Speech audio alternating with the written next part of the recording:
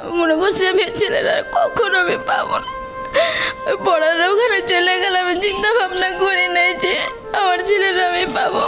নারায়ণগঞ্জের ফতুল্লায় চানমারি এলাকার একটি ভাড়া বাড়িতে গেল 7 মে দাদা দাদির কাছে 3 বছরের সন্তানকে রেখে কাজে গিয়েছিলেন রবিনাখী দম্পতি। ফিরে এসে জানতে পারেন তাদের সন্তান আব্দুর রহমান নিখোঁজ। সন্তানের খোঁজে তার বাবা মা কখনো ছুটতে থাকেন পাড়ার অলিতে গলিতে, আবার কখনো ছোটেন হাসপাতালে। ছেলেকে কোথাও খুঁজে না পেয়ে শিশুটির পরিবারের সদস্যরা যায় ফতুল্লা থানায়। এর মধ্যে শিশু রহমানের মায়ের মুঠোফোনে যোগাযোগ করে অপহরণকারীরা জানায় শিশুটিকে ফিরে পেতে হলে মুক্তিপণ দিতে হবে 10 লাখ টাকা, না হলে তাকে ভারতে নিয়ে চলে যাবে।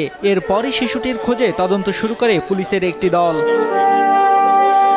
তদন্তে বেরিয়ে আসে শিশুটিকে নিয়ে জামালপুরের সীমান্তবর্তী কাউটাবাইদ এলাকার একটি বাড়িতে অবস্থান করছে তার সৎদাদি। 8 মে রাতে সেখান থেকে শিশুটিকে উদ্ধার করা হয়, তবে ততক্ষণে পালিয়ে যায় ওই নারী। এরপর শিশুটিকে নিয়ে আসা হয় ফতুল্লা থানায়। অপহরণের 36 ঘন্টার মধ্যেই ছোট্ট রহমানকে ফিরে পেয়ে কান্নায় ভেঙে পড়ে তার মা। হারিয়ে যাওয়া সন্তানকে ফিরে পেয়ে পুলিশের প্রতি কৃতজ্ঞতা প্রকাশ করেছে শিশুটির পরিবার।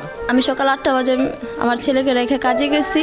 কাজে যাওয়ার পরে আমার কাছে খবর আসছে 12:40 সাড়ে 12টার দিক দিয়ে খবর আসছে যে আমার ছেলেকে পাওয়া যাচ্ছে না।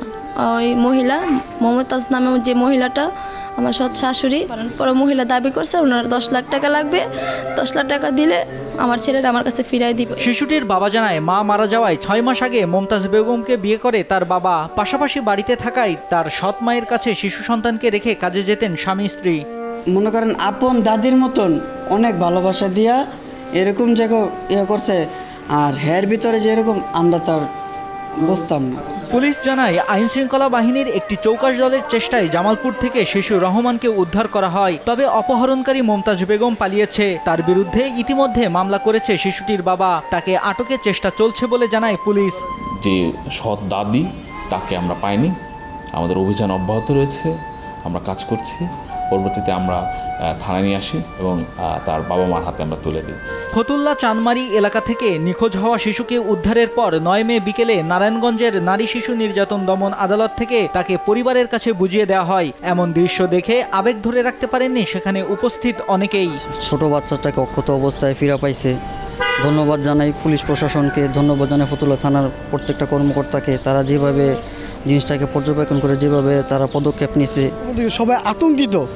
আসলে বাচ্চাটাকে আদৌ ফেরত পাইবো কি না সেটা নিয়ে সবাই কনফিউজ ছিল। কোনো আর এরকম পদক্ষেপ না নিতে পারে কারো মায়ের বুক খালি করতে না চায়, আমরা তার শাস্তি এরকম দাবি করি। 3 বছরের শিশু আব্দুর রহমানের অপহরণকারী ওই নারীকে দ্রুত গ্রেপ্তার সহ শাস্তির দাবি জানিয়েছেন স্থানীয়রা। নিউজ ডেস্ক, দেশ টিভি।